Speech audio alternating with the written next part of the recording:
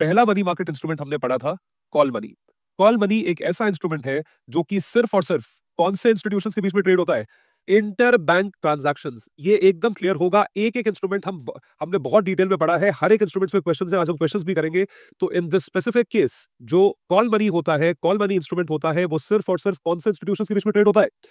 It only trades between banks. It is an inter bank instrument. Inter bank instrument का मतलब ये होता है कि उस इंस्ट्रूमेंट को एक बैंक इशू करेगा और उस इंस्ट्रूमेंट को खरीदेगा भी एक बैंक, दूसरा बैंक उसे खरीदेगा। So one bank will issue, second bank will purchase. जो दूसरा बैंक परचेज करने वाला है वो पहले बैंक को पैसा देगा, तो वो पैसा जो है पहले बैंक के ऊपर एक उधार हो जाता है। It is a debt instrument, उधार हो जाता है। लेकिन हम उसे एक इन्वेस्टमेंट इंस्ट्रूमेंट मान रहे हैं क्योंकि आपने एक इन्वेस्टमेंट इंस्ट्रूमेंट के जरिए वो पैसा रेज करा है। उस इन्वेस्टमेंट इंस्ट्रूमेंट का नाम क्या है? Call money. It is known as call money. तो कॉल मनी पे जो पैसा रेज किया गया है, क्योंकि वो डेट है, तो उस पे हमें क्या पे करना पड़ेगा? इंटरेस्ट पे करना पड़ेगा। उस इंटरेस्ट को किस रेट पे डिसाइड किया जाता है? क्या बोलते हैं उस रेट को? Call rate. It is called as call rate. Call rate को डिसाइड करा जाता है not by an any individual bank. कोई इंडिविजुअल बैंक डिसाइड नहीं कर सकता। आपको मैंने रीजन बताया था क्यों। सारे बैंक आपस में झगड़े में पड़े रहेंगे। इस वजह से उसको एक कॉमन मीडियम डिसाइड करता है। ग्लोबल बेसिस पे लाइबोर है। लाइबोर अप्लाई नहीं हो सकता क्योंकि लाइबोर क्या है? कंट्रीज के बीच के बैंकों का वो है। हम तो किस बैंक, कौन सा, हम तो इंडिया के बैंकों की बात कर रहे हैं। तो उसके लिए कौन सा रेट ऑफ इंटरेस्ट है? माइबोर है, Mumbai interbank offer rate.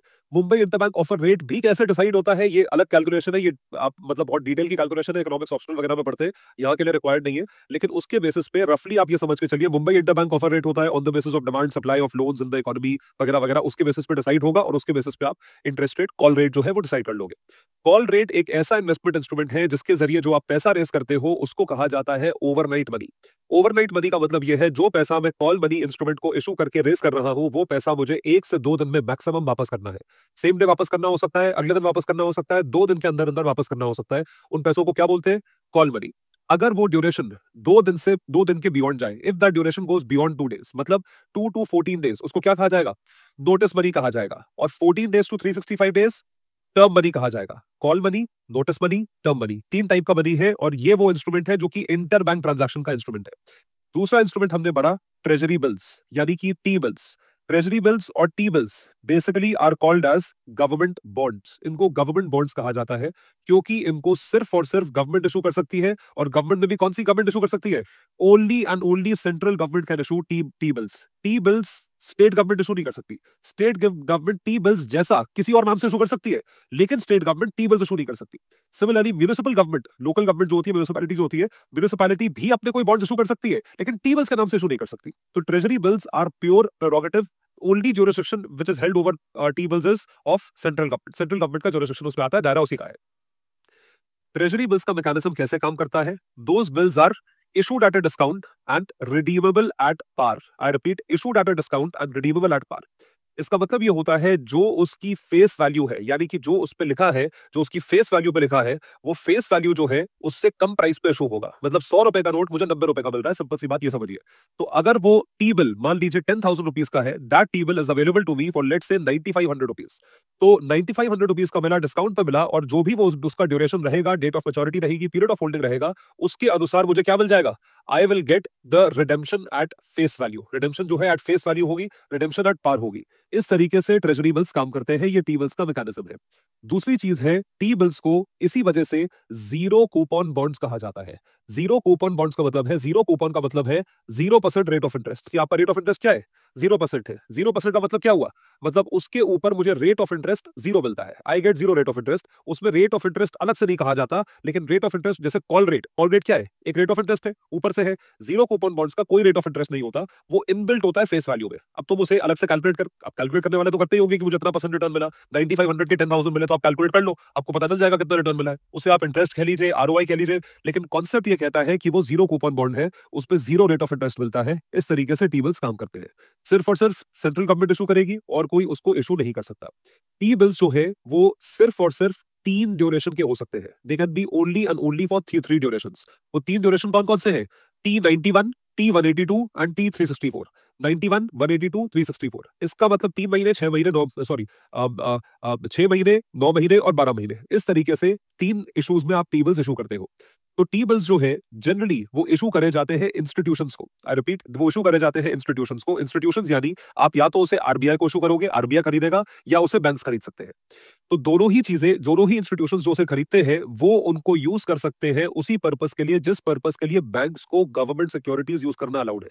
Bank को गवर्नमेंट सिक्योरिटीज यूज करना अलाउड होता है ना, तो जिस तरीके से अलाउड होता है वो चीज वहां पे मेंशन होती है। That is something which is mentioned over here, और वो चीज वहां पे दी जाती है। उसी मैकेनिज्म पे टी बिल्स काम करते हैं।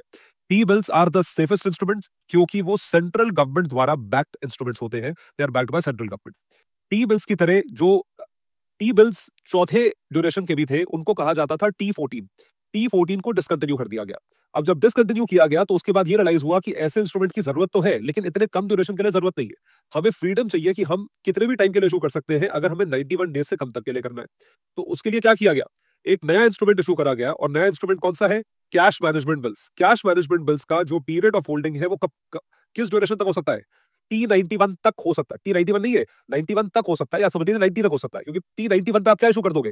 टी बिल इशू कर दोगे। तो उसके इससे कम पे हो तक सीएमबी हो सकता है। तो सीएमबी 1 दिन, 10 दिन, 50 दिन, कुछ भी हो सकता है, 99 दिन, 90 दिन। तो that exactly works on the same mechanism as T bill. उसके बाद हमने पढ़ा था certificate of deposit. Certificate of deposit can be issued by scheduled commercial bank. That particular instrument is issued for raising high value money, only and only high value money. उसका minimum denomination कितना होता है? 1 लाख। 1 लाख का denomination आप ये समझ के चलिए बहुत हाई डिनोमिनेशन है। लाख रुपए का मिनिमम अगर इन्वेस्टमेंट मुझे चाहिए, लाख रुपए का इन्वेस्टमेंट करने वाले 1 लाख लोग शायद मिलेंगे आपको पूरे हिंदुस्तान में, जो लाख रुपए कम से कम इन्वेस्ट कर सकते हो। And that kind of investment is high value investment. तो बैंक्स को अगर, देखिए बैंक्स के पास पहला इन्वेस्टमेंट इंस्ट्रूमेंट क्या है? कॉल मनी है कि दूसरे बैंक से ले लो। अब दूसरे बैंक से लेना है, दूसरे बैंक से आप वॉल्यूमिनस पैसा लोगे। फुटपुट मतलब 2-4 करोड़ के लिए कोई बैंक लोन नहीं लेगा। 2-4 100 करोड़ की बात होगी तो दूसरे बैंक से लोन लेते हो। अगर बैंक के पास किसी और तरीके का शॉर्टेज है तो वो आरबीआई से रेपो रेट पे ले सकता है, बैंक रेट पे ले सकता है। बतेरे इंस्ट्रूमेंट्स आपको पता है, एलटीआरओ पे ले सकता है, वैसे ले सकता है। इमरजेंसी फंडिंग है तो एमएसएफ पे ले सकता है। बैंकों को एक और जरिया दे रखा है पैसे रेज करने का। वो जरिया क्या है? It can raise funds via what? वो कैसे पैसा रेज कर सकता है? Via open market operations. Open market operations के थ्रू आप पैसा रेज कर सकते हो। हालांकि ओपन मार्केट ऑपरेशंस आरबीआई करवाता है। और चौथी चीज ये है कि बैंक्स जो है वो सर्टिफिकेट ऑफ डिपॉजिट के जरिए भी पैसा रेज कर सकते हैं, जो कि छोटे छोटे टिकट साइजेस के डिपॉजिट है। लाख रुपए का कम से कम डिपॉजिट है, खरीदने वाले लाख लोग हैं, तो आप 10 करोड़ से लेकर 100 करोड़ रुपए तक रेज कर सकते हो। अगर आपको कम पैसा रेज करना है बिना कोलैटरल दिए, बिना कोलैटरल दिए, क्योंकि बाकी चीजों में क्या देना पड़ जाएगा? रेपो में कोलैटरल देना पड़ जाएगा, ठीक है। बिना कोलैटरल दिए अगर आपको रेज करना है तो ये इंस्ट्रूमेंट एक सेफ इंस्ट्रूमेंट माना जाता है। इसकी परमिशन आपको आरबीआई से मिलती है। अगर किसी बैंक के फाइनेंशियल्स ठीक नहीं है या बैंक की बैलेंस शीट सही नहीं है तो आरबीआई उसे परमिशन नहीं देगा, क्योंकि भाई फिर आप पैसा वापस कैसे करोगे? How will you return the money जो आपने पैसा लिया है? तो इस तरीके से सर्टिफिकेट ऑफ डिपॉजिट इशू किया जाता है। उसके बाद एक इंस्ट्रूमेंट है कमर्शियल बिल या कमर्शियल पेपर। कमर्शियल पेपर के नाम से जाना जाता है। कुछ किताबों में देखेंगे आप कमर्शियल बिल, कमर्शियल पेपर अलग अलग दे रखा है। कुछ बुक्स में सेम है, कुछ बुक्स में कमर्शियल बिल नाम की चीज ही नहीं है। कमर्शियल पेपर जो है वो एक ऐसा इंस्ट्रूमेंट है, कमर्शियल वर्ड से पता चलता है कि उसे कॉर्पोरेशंस इशू करती है। Primarily corporations. कॉर्पोरेशंस का मतलब क्या है? कंपनीज। कंपनीज यानी प्राइवेट कंपनी, पब्लिक कंपनी, कोई भी कंपनी उसे इशू कर सकती है। उसे कमर्शियल पेपर कहा जाता है।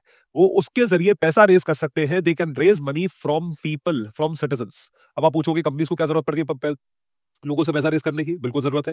कंपनीज बैंक से भी पैसा रेज करती है, सबसे ऑब्वियस चीज है, बैंक से जाके लोन ले लो, लेकिन उसमें आपको कोलैटरल देना पड़ता है। आपके पास कोलैटरल की सुविधा होनी चाहिए।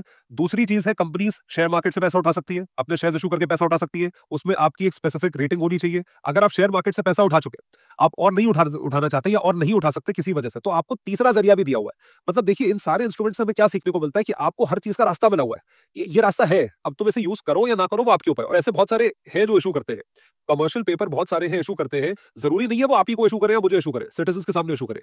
दे can issue to the institutions also. मतलब एक कंपनी एक इंस्टीट्यूशन को इशू कर रही है कि भाई तुम मुझे लोन मत दो, बल्कि तुम ये इंस्ट्रूमेंट खरीद लो और मुझे पैसा दे दो। तो इंस्ट्रूमेंट में और लोन में फर्क क्या है? लोन में यह है कि मुझे कोलैटरल देना पड़ेगा तुम्हें, लेकिन इस इंस्ट्रूमेंट में यह है कि मुझे तुम्हें कुछ नहीं देना पड़ेगा। तुम इंस्ट्रूमेंट लो, मुझे पैसा दे दो, जो पैसा लिया है उसको मैं सूद समेत वापस कर दूंगा। I will return this money. तो इस तरीके से बहुत सारे पीएसयूज होते हैं जो ऐसे पैसा उठाते हैं। Rural electrification corporation of India, नाम सुना है आपने? आरईसीआई का। अगर नहीं सुना है, नेशनल हाईवे का नाम सुना होगा, एनएचएआई का, national highway authority of India. वो भी इस तरीके से पैसे उठाते हैं। जनरली ये लॉन्ग टर्म बॉन्ड्स में पैसे उठाते हैं, लेकिन हम कमर्शियल पेपर शॉर्ट टर्म में पढ़ रहे हैं। शॉर्ट टर्म की न्यूज मार्केट में कम आती है, अभी आपको बताऊंगा क्यों। तो कमर्शियल पेपर हुआ, और उसके बाद आखिरी इंस्ट्रूमेंट हुआ collateralized borrowing and lending obligation, CBLO. Collateralized borrowing and lending obligation is also at institutional level. इसमें जो लेंडिंग एंड बोरोइंग है वो कोलैटरल के बेसिस पे है और जो कि आपकी ऑब्लिगेशन बनता है, ऑब्लिगेशन बनाता है। सीबीएलओ एक ऐसा इंस्ट्रूमेंट है जो कि बहुत शॉर्ट टर्म के लिए है। ये बहुत रीसेंट 2003-2004 का इंस्ट्रूमेंट है जो कि इशू किया गया था एंड जो कि बनाया गया था। ये सिर्फ और सिर्फ जो मतलब जो थ्योरी कहती है, ये सिर्फ और सिर्फ 1 से 19 दिन तक का इंस्ट्रूमेंट है, यानी कि इसका पीरियड ऑफ होल्डिंग कितना रहता है? मैक्सिमम 19 डेज रहता है। हालांकि ये ऐसा प्रूवन नहीं है, लेकिन जो इसका कॉन्सेप्ट है वो ये कहता है 1 to 19 डेज तक ये रेंज करता है। तो ये सारे के सारे इंस्ट्रूमेंट्स मनी मार्केट इंस्ट्रूमेंट्स हैं और मनी मार्केट इंस्ट्रूमेंट्स जो है वो क्या है? Short term debt instruments. इसमें से कोई भी इंस्ट्रूमेंट ऊपर से लेके नीचे तक अगर आप देख लेंगे, कोई इंस्ट्रूमेंट आपके हमारे लिए सिटीजन के लेवल पे कभी अवेलेबल नहीं देखोगे आप। मतलब इस जीवन काल में अगर आप देख लोगे तो आप ये समझ लीजिए उस दिन आपने एक ऐसी चीज देख ली है जो कि आपको एक बहुत अच्छा रिटर्न कमाने का मौका दे रहा है। अगर आप ऐसा रिटर्न देखें, अगर आप ऐसा इंस्ट्रूमेंट देखें, ऐसी अपॉर्चुनिटी देखें जो आपको ये दे रहा है, मौका दे रहा है, तो उस दिन सबसे पहले तो आप मंदिर जाएं, ठीक है? आप नारियल फोड़ें, आप मिठाई लें, आप गरीबों में लड्डू-वड्डू बाँटें और उसके बाद आके वो इंस्ट्रूमेंट खरीदें। ये इंस्ट्रूमेंट लोगों के सामने इश्यू नहीं किया जाता। क्यों नहीं किया जाता? गवर्नमेंट ऑफ इंडिया ने बैंक से सर्टिफिकेट ऑफ डिपॉजिट इश्यू करा या गवर्नमेंट ऑफ इंडिया ने टी-बिल्स लोगों के सामने इश्यू करे। खरीदने वाले कितने पहुंच जाएंगे? जितने का आपने इश्यू करा है उससे 10 गुना ज्यादा की सब्सक्रिप्शन आ जाएंगे आपके पास। पहला तो ये है और दूसरा उनके ऊपर ऑब्लिगेशन हो जाएगी कि आपको इतना पे करना पड़ेगा। और तीसरी चीज ये है कि लोग और कहीं इन्वेस्ट नहीं करेंगे, फिर सारा पैसा यही इन्वेस्ट करेंगे। आप ये चाहते क्योंकि लोगों को क्या भाई बाय नेचर हम लोग जो है हम रिस्क एवर्स लोग हैं। रिस्क एवर्स का मतलब है रिस्क लेना नहीं चाहते। हम जो है हम वो लोग हैं जो जिनको आम भी खाना है और पेड़ पे चढ़ने से भी डरते हैं। पेड़ पे चढ़ोगे तो डाल टूट जाएगी, वजन ज्यादा है, कुछ भी हो सकता है।